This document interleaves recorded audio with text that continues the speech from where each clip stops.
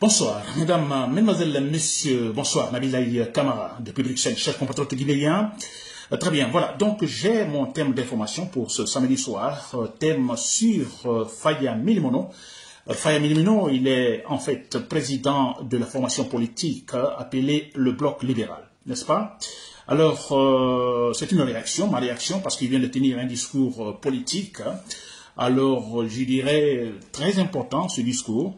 Alors, voilà, je trouve ce discours proactif, même rationnel. Et bon, voilà, ma réaction, disons là-dessus, n'est-ce pas, chef motoguinéen? Voilà, très bien. Alors, avant de commencer, chef motoguinéen, avant d'aborder ce thème, je dois parler de ce thème. Alors, d'ailleurs, je le dis toujours, c'est très important et c'est vraiment dommage en Guinée. Alors, ce sont des discours très fréquents et souvent, nous les notons chaque fois que, disons, nous, en fait, nous approchons effectivement des échéances politiques, et disons, de grande importance, n'est-ce pas? Alors, il est question des discours ethnocentristes, il est question des discours, disons, de haine contre l'ethnie Peul, et il est question effectivement de ces discours alors des divisions, tous contre un, n'est-ce pas? Et chaque fois, ces discours reviennent, et chaque fois que nous nous approchons des échéances politiques de grande importance, n'est-ce pas? Telles que les élections, ou par exemple la fin de la transition de Mamadi Doumbouya, n'est-ce pas? Alors, ces discours sont arrivés, et discours qui sont encouragés même, encouragés et même structurés par le pouvoir. Toujours comme ça, on a vu le temps de Alpha Condé, c'était cela, maintenant Mamadi Doumbouya également, donc le même pouvoir qui encourage également ces discours pareils, n'est-ce pas? C'est vraiment dommage. Mais c'est pourquoi il faut se battre pour un état de droit. Parce que dans un état de droit, alors non, c'est interdit, on ne peut accepter aucun discours de division, aucun discours qui, par exemple, disons, des discours contenus racistes, ethnocentristes, parce que c'est très grave. Et dans un état de droit, c'est sévèrement sanctionné. Et voilà pourquoi il faut se battre pour un état de droit. N'est-ce pas? Alors, quand je parle de ce cas-là, j'ai entendu un certain, on m'en a parlé, j'ai aussi, tout de suite, j'ai écouté, il est question de ce jeune Guinéen, Jacques Wompak, n'est-ce pas? Je ne sais pas si je prononce bien, Jacques Wompak, voilà. Alors, ce monsieur, je me rappelle au temps de Alpha Condé, tous nous luttions contre Alpha Condé, c'est vrai. Alors, voilà, mais aujourd'hui, maintenant, il tient des discours ethnocentristes, discours anti-Peul, n'est-ce pas? Alors, c'est vraiment dommage qu'en Guinée, en fait, on n'est jamais derrière les principes. Tantôt, on est pour la démocratie, demain, non, on n'est pas pour la démocratie. Tantôt, la démocratie, elle est bonne, la meilleure forme de gouvernance. Le matin, le soir, on dit non, la démocratie ne l'est pas. C'est dommage, la Guinée, n'est-ce pas? Mais voilà, c'est pourquoi je dis que c'est un processus démocratique. Écoutez, tout ne va pas s'obtenir tout de suite. Mais voilà, c'est la lutte, n'est-ce pas? Gardons la permanence, donc la constance derrière nos principes. Je crois que c'est très important, cher Guinéen. Alors, pour m'adresser à Jacques Wompak qui, tout dernièrement, je crois que ce sont ses discours dans ces derniers temps. Alors, il parle des Peuls. Bon, voilà, vous êtes venus encore, d'ailleurs, vous êtes des étrangers. Ou encore, qu'est-ce que vous voulez? Vous voulez de la guerre? Vous voulez toujours être, disons, la présidence en Guinée, etc., etc. Alors, ce sont vous voyez, ce sont des diffamations, des offenses. Voilà des gens qu'il faut poursuivre. N'est-ce pas? Alors, moi, je me demande qu'on arrête, par exemple, Ali Ouba, ce jeune rationnel, alors, qui critique objectivement, disons, le pouvoir. Et bon, là, on a des gens comme ça, Jacques Wompak. Et franchement, c'est quand même incroyable. Ils sont encouragés. Le pouvoir donne l'argent à certains pour parler ainsi. Imaginez, regardez tous ces gens qui supportent actuellement, en fait, le pouvoir. Ils sont nombreux. Alors, ils ont la gueule, voilà, juste pour, voilà, une façon, écoutez, de diviser pour régner. C'est grave. Alors, moi, ce que je vais dire à Jacques Wompak, si vous m'écoutez, c'est la part de Nabilaï Kamara, alors, vous allez le regretter. Tous ceux qui tiennent des discours pareils, maintenant, je vous assure, vous allez le regretter. Mamadi Doumbouya va tomber. Tôt ou tard, il va tomber. Et quand il va tomber, je vous assure que c'est fini, la pagaille politique. Il y a eu des erreurs, n'est-ce pas? On a eu des régimes, disons que j'appelle régimes, disons qui n'ont rien compris, qui ont, au lieu d'ajouter quelque chose de positif à notre processus démocratique, ils ont ajouté seulement du négatif. Vous comprenez? Mais le problème, c'est que comme nous sommes des êtres humains, alors le changement arrivera. Je disais tout de suite, je le disais avant, que mais écoutez, Dieu ne peut pas, en fait, créer la Guinée pour souffrir seulement. Ce moment viendra où, effectivement, on mettra fin à cela. N'est-ce pas? Donc c'est clair, à un moment donné, on arrivera surtout, je suis sûr à 100% quand Mamadou Doumbouya va tomber, ce pouvoir militaire, je dis bien pouvoir militaire qui arrivera, alors aura tiré toutes les leçons du monde, je vous assure. N'est-ce pas? Il n'y aura plus de blagues. Il y aura tout le blague, le sérieux, la loi au-dessus de tout le monde. Alors tous ceux qui donnent des discours pareils, tous ceux qui donnent des discours pareils vont le regretter après. N'est-ce pas? Et pour terminer ce point, quand ce monsieur Jean Oupak parle des peuples, écoutez, moi je suis guinéen tout court, je suis guinéen, ce que je ne veux pas accepter c'est de l'injustice. Je suis guinéen, je l'ai dit, disons mon origine, Beila, alors je me demande pour quelle raison, disons, je vais me bomber la poitrine pour dire que ici, je fais partie d'une ethnie supérieure donc aux autres, je ne vois pas la raison. Depuis ma naissance, je dis bien depuis que je suis allé à l'école, de l'école primaire jusqu'à la fin, et jusque maintenant, je suis avec les Guinéens, et ces Guinéens, ce sont des Peuls, ce sont des Malinquais, ce sont des Soussous, ce sont des Guergés, ce sont des Kissiens, tout le monde, s'il vous plaît. N'est-ce pas? Et nous sommes dans une république. Quand on parle de république, c'est la loi. N'est-ce pas? La loi au-dessus de tout le monde. N'est-ce pas? On ne tient pas compte des ethnies, s'il vous plaît. Bien sûr, les ethnies dans la république, n'est-ce pas? Mais il n'est pas question, effectivement, d'utiliser les ethnies pour gouverner. Utiliser les ethnies pour diviser, comme maintenant le pouvoir de Mamadou Doumbouya le fait. Ils sont en train de payer les jeunes par-ci, par-là, disons, créer, comme Alpha Condé l'avait fait, en fait, tous contre un, tous contre, en fait, les peuples. Mais je pense que vous vous trompez, et pour terminer ce point, je m'adresse d'ailleurs au peuple. Parce que je dis qu'on ne se le cache pas, les ethnies, chacun doit défendre sa culture, défendre ses caractéristiques culturelles, n'est-ce pas? Alors, au peuple, personne, on ne baisse pas la tête, on ne baisse pas la tête, personne n'est supérieur à vous, d'ailleurs le contraire. Je me demande quelle est l'ethnie qui peut, en fait, en qualité comme en quantité, se comparer au peuple en Guinée. S'il faut parler ainsi, s'il faut juger, parler des valeurs, s'il vous plaît. N'est-ce pas? Alors, qu'on ne se laisse pas faire, vous êtes les peuples, vous défendez votre culture. N'est-ce pas? Vous défendez votre culture, vous défendez vos caractéristiques culturelles. Ça, c'est normal. C'est partout dans le monde, ça se fait ainsi. Donc, on se bat. Nous nous battons objectivement pour que la loi soit au-dessus de tout le monde.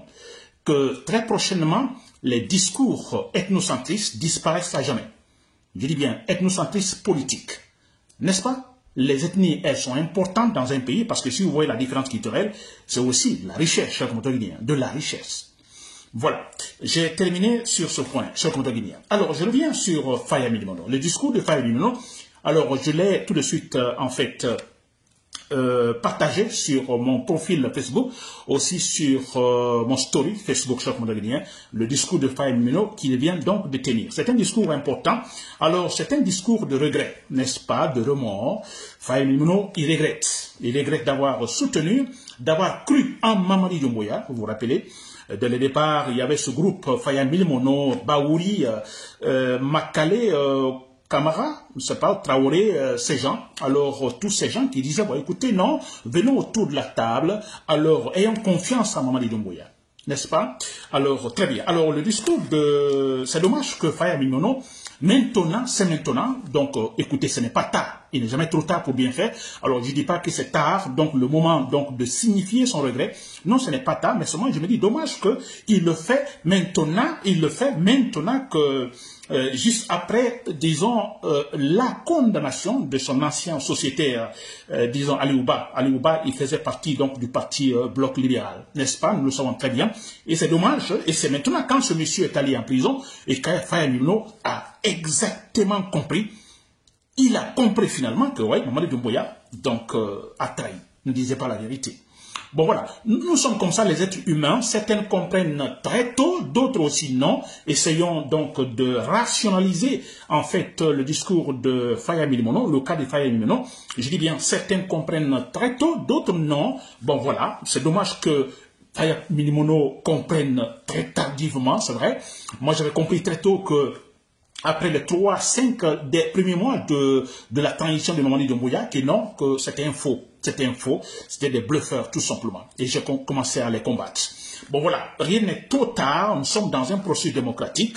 Moi, je suis très content qu'Effaïm Mino prenne conscience maintenant. Et par ça c'est le but d'ailleurs de mes directs. Quand je donne des directs, je ne cherche pas, disons qu'on me jette des fleurs, non, du tout, non, je n'en veux pas.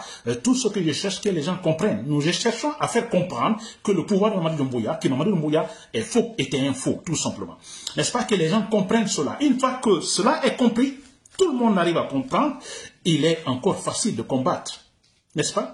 Très bien. Alors, Faye Mino, si vous avez suivi son discours, alors, franchement, il regrette. Moi, j'ai aimé cette façon, en fait, de signifier son regret. N'est-ce pas? Il est très calmement, écoutez, nous on a cru, on a dit aux opposants, aux autres partis politiques, non, venez autour de la table, hein, vous aimez trop des problèmes, venez, voilà, ce monsieur, il veut bien travailler, et il est un peu différent des autres.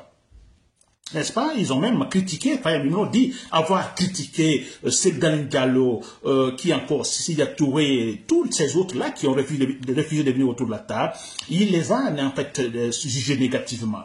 Alors, il regrette, il présente ses excuses à tous ces partis politiques, n'est-ce pas? C'est vrai, il présente ses excuses. Alors, franchement, il n'avait pas compris parce qu'il croyait à 100% disons, à l'engagement de Mamadi Doumbouya. N'est-ce pas? Très bien. Et ça signifie quoi? Si Faye Mino arrive à donner ce discours, ça veut dire que, bon voilà, finalement, il est en fait il est dans le camp du rationnel. N'est-ce pas? Du camp du rationnel, ça veut dire, nous sommes dans le rationnel. Le rationnel, on essaye, on a bien raisonné, on a essayé de décanter le faux, le vrai, et finalement, on opte pour le vrai. J'espère que Faye Mino, c'est le cas. Et une fois qu'on est dans le camp du vrai, on se bat pour le vrai, c'est-à-dire qu'on est derrière un principe indéboulonnable. N'est-ce pas? J'espère, Faye Mino. N'est-ce pas? Ce sera le cas. Très bien. Alors, autre chose que je vais dire. Si Faye Mino reconnaît maintenant, en fait, ses erreurs, n'est-ce pas? Alors, il prend conscience, effectivement, qu'il s'était vraiment trompé. Alors, vous le savez, quand il a fait, il n'était pas seul, il y avait aussi Baouri et tout. Voilà. Mais, je me dis, si Faye Mino prend conscience maintenant, et je suis sûr à 100%, et c'est le cas, Baouri, là où il est aujourd'hui, il regrette aussi. Baouri, il est dépassé. Honnêtement, j'ai plusieurs fois critiqué Baouri. Je dis que c'est un traître. C'est une mauvaise personne, je le dis toujours. Mais, disons, essayons d'être proactifs. N'est-ce pas? La proactivité, alors on essaye, disons, de rester dans l'objectivité, même si on n'aime pas la personne, mais on dit exactement les choses telles qu'elles sont. N'est-ce pas? Et je dis très clairement que Baouri, là où il est, alors je crois que lui-même il s'est dit, en fait, il regrette. C'est la même chose que Faye Mino. Je me dis, écoutez, ils étaient ensemble avec Faye Mino. Alors, ils ont été convaincus par la junte militaire. Faye Mino qui vient de regretter, il le dit, je crois qu'il est dans une position confortable pour pouvoir exprimer son regret. Baouri, là où il est, il le regrette. Baouri est dépassé. Pensez-vous que Baouri est content de la manière comment Ali Ouba est parti en prison?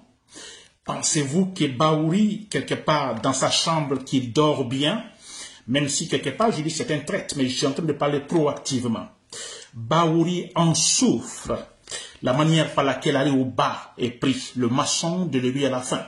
Ce jeune politicien est en prison 2 années, prison ferme. Pensez-vous que Baouri est content? Il n'est pas content, il regrette. Je suis sûr que Baouri, disons, il a cru effectivement en Mamadi Doumbouya, quelque part. Parce que la manière comme Mamadi Doumbouya s'est engagé, vous vous rappelez dès le départ, ils ont demandé en fait tout le monde autour de la table, alors l'engagement de Mamadi Doumbouya face à écouter la charte de la transition, jurer sur le Coran et la Bible, et après ça aussi dans des interviews par-ci par-là, Mamadi Doumbouya était clair là-dessus. Et ici, sur 100%, quand Mamadi Doumbouya a appelé Baouri pour, effectivement, disons, la primature, être Premier ministre, alors, Sûrement le discours employé était aussi convaincant. Alors Baouri, je vous assure, Baouri a cru en tout cela à 100%. Et il a dit non, je suis sûr à 100%. Parce que, imaginez seulement, regardez un peu les discours de Baouri. Baouri, souvent, il est parti en Éthiopie à un moment donné, je ne sais pas si vous vous rappelez. Alors, pour vous dire que Baouri, il est dépassé, totalement dépassé. Le problème, c'est que là où lui, il n'est pas dans la même position que Faye Mino. Faye Mino est beaucoup plus libre. Et Baouri, il a une responsabilité, il est Premier ministre. N'est-ce pas? Lui, il est parti, en fait, il est tombé dedans, dans, en fait, le piège de Mamadi Doumbouya, totalement dedans. N'est-ce pas? Il regrette, mais pensez-vous qu'il va le faire comme Faye Mino vient de le faire? Il peut le faire, hein, mais c'est un peu difficile pour lui là où il est. Peut-être sorti du pays, comme il aurait tenté tout dernièrement, on le dit. C'est un peu difficile. Alors, vous vous rappelez, quand il était parti en Éthiopie, Baouri, en tant que Premier ministre, il avait tenu un discours parce que là, justement, entre eux là-bas, les ministres et même avec le président, ils avaient dit que, écoutez, le référendum devrait avoir lieu en fait à la fin de décembre, la fin de l'année dernière, l'année 2024. C'était clair. Et Baouri a cru en cela. Et il a même dit, pendant qu'il était interviewé par les journalistes éthiopiens, il l'a dit très clairement, bon écoutez, le référendum sera tenu à la fin de, disons, de l'année 2024, l'année dernière. Il a dit ainsi, il dit, bon, les autres élections sûrement viendront après, en 2025. Vous voyez, alors, mais si Baouri était convoqué à 100%, n'est-ce pas, était de mèche avec Mamadi Doumbouya, lui Premier ministre, Mamadi Doumbouya président en ce moment, pensez-vous qu'il se serait trompé ainsi? S'il savait que non, jamais il y aurait référendum, pensez-vous qu'il aurait dit ça dans cette interview devant les journalistes? Il ne l'aurait pas dit. Il ne savait pas. Pour lui, il est convaincu que oui, qu'il y aurait des élections, le référendum. Vous comprenez? Alors voilà, donc de paradoxe en paradoxe, et sûrement il se fait humilier par-ci par-là. Et voilà pourquoi d'ailleurs, quand il était invité par les journalistes de RFI en Guinée pour débattre avec Ali Ouba, à la dernière minute, il a tout simplement décliné en fait l'invitation. Oui, parce que Baouri pourrait encore tomber dans des erreurs politiques, dans des déclarations politiques erronées. Donc oui, parce que lui, quelque part, il croit en ce que ces gens-là disent, la junte militaire dit. Alors naïvement, et voilà, ce serait encore continuer à se faire honnir, n'est-ce pas, chers compatriotes? Voilà, bon, je le dis que Baouri, idem que en fait Faye Mino maintenant, il a les regrets. Franchement, il n'imaginait pas ainsi. Non, il ne pouvait pas imaginer que le mensonge, que tout ce qui a été dit et tout ce qui a été fait, alors était tout simplement du mensonge, vous comprenez, alors des prétextes que Baouri sûrement n'avait pas compris. Donc Baouri a été dribblé, totalement dribblé, chers compatriotes guinéens, dribblé et redribblé. Il ne peut plus. Je vous jure que là où il est, il regrette. N'est-ce pas? Très bien. Alors, ce qui est important ici, dans ce regret de Faye Mino, nous pensons ou nous espérons que cela continue. Alors, au niveau de tous les Guinéens, il y a pas mal de gens. Je m'adresse aux gens qui sont dans le Conseil national de transition, des gens qui refusent de démissionner. Alors, qui hier défendaient la démocratie, qui aujourd'hui refusent de démissionner et sachant pertinemment qu'ils sont dans un régime potentiellement dictatorial. Que le fait de rester là, c'est une façon tout simplement de jouer le complice en fait. N'est-ce pas? Ils sont en train en fait de valoriser en fait le discours, disons, de Mamadi Doumbouya, le discours antidémocratique de Mamadi Doumbouya. Mais c'est vrai. Et j'espère que cela va continuer, le regret, et que chacun puisse tirer des leçons et se retirer. Parce qu'il sait maintenant, de maintenant, Faye Mino, alors se battra du côté du rationnel pour le triomphe effectivement du rationnel. N'est-ce pas, chers compatriotes? Bien, pour terminer, chers compatriotes guinéens, alors voilà, donc qu'est-ce que je vais dire? Nos pensées qui vont à tous ces gens qui sont en prison, donc à Marwan Kamara, ce jeune journaliste, à Fonike Mangue, à Billo, et maintenant à Ali Ouba et d'autres, peut-être je ne peux pas me rappeler les noms. Alors tous ceux qui sont là injustement arrêtés, donc mes pensées vont à eux, pour leur dire tout simplement que, écoutez, Mamadi Doumbouya, là où il est, en fait, c'est fini. Je vous assure, c'est fini. Vous savez pourquoi? Nous sommes dans une position confortable. Je disais l'autre fois que notre lutte est légitimée. N'est-ce pas? Totalement légitimée. Nous sommes dans une lutte normale. C'est-à-dire qu'il faut écarter, effacer Mamadi Doumbouya. Nous sommes dans une situation légitime. Mamadi Doumbouya, non. Il a menti, n'est-ce pas? Et le problème maintenant, là où il est, alors c'est de continuer à acheter des consciences, c'est-à-dire à aller vers les gens rationnels, les gens objectifs, des gens qui se disent, Mamadi Doumbouya, non, vous vous trompez. Alors lui, son cas, et tout ce qu'il fait, c'est tout faire, payer la conscience de ces gens pour qu'ils puissent en fait le rejoindre. C'est tout ce que Mamadi Doumbouya fait maintenant. Sinon, il a échoué. Il a échoué, il sait que quand il va chuter, tout le monde va applaudir. Le jour où il va chuter, tout le monde va applaudir. Il n'a aucune marge, disons, par laquelle on pourrait peut-être le défendre légitimement. Non, il n'y en a pas. Il a perdu sur tous les plans comme Alpha Condé. Il le sait très bien, cher Guinéen, n'est-ce pas? Voilà, c'est une victoire pour nous et c'est pourquoi j'ai dit à tout le monde, on ne se décourage pas. Oh là là, loin s'en faut, c'est d'ailleurs le moment. Mamadi Doumbouya, je dis bien, il a perdu. Alors nous, on ne se décourage pas. Nous continuons tout simplement à informer en fait normalement les citoyens. Nous prenons les positions. Les chers patrons dans l'armée alors sont là. Nous essayons alors que, disons que cela gagne du terrain, donc dans l'armée, ceux qui ne sont pas encore convaincus dans l'armée, alors qu'ils prennent conscience, n'est-ce pas, qui se préparent conséquemment pour faire chuter Mamadi Doumbouya. C'est un processus démocratique, alors tout est là, donc c'est pas à pas, c'est vrai, pas à pas, et nous mettons des pas, et chaque fois nous nous débarrassons des mauvaises graines. Mamadi Doumbouya et son groupe, ce sera super important quand on arrivera à nous débarrasser de ces gens. Ce sera une victoire écrasante donc de notre processus démocratique. Parce que se débarrasser de ces bourreaux, de ces sauvages, écoutez, comme ça a été le cas du groupe de Dadis Camara, alors le groupe de Sekouba Konaté, le groupe de Alpha Condé, maintenant on va se débarrasser du groupe de Mamadi Doumbouya, c'est une véritable victoire pour notre processus démocratique. N'est-ce pas? Alors, du sérieux, c'est important, on a vu au Gabon. Le Gabon, alors, le président gabonais, il est venu, je crois, après Mamadi Doumbouya, mais égalé, il s'en va avant Mamadi Doumbouya. Donc, il a fait ce qu'il faut comme travail. La transition est terminée, les élections sont programmées. Voilà, on appelle ça le patriotisme, cher contemporain. C'était Nabil et camarades depuis Bruxelles, merci pour l'écoute. Bonsoir. Bon week-end.